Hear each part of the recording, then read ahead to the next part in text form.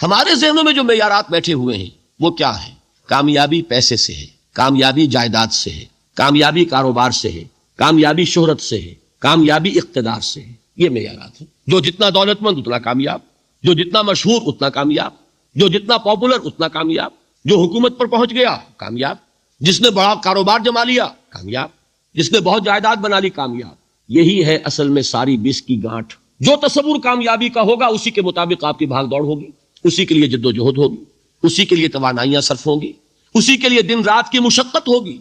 यह है असल शय जिसकी यहां नफी हो रही है।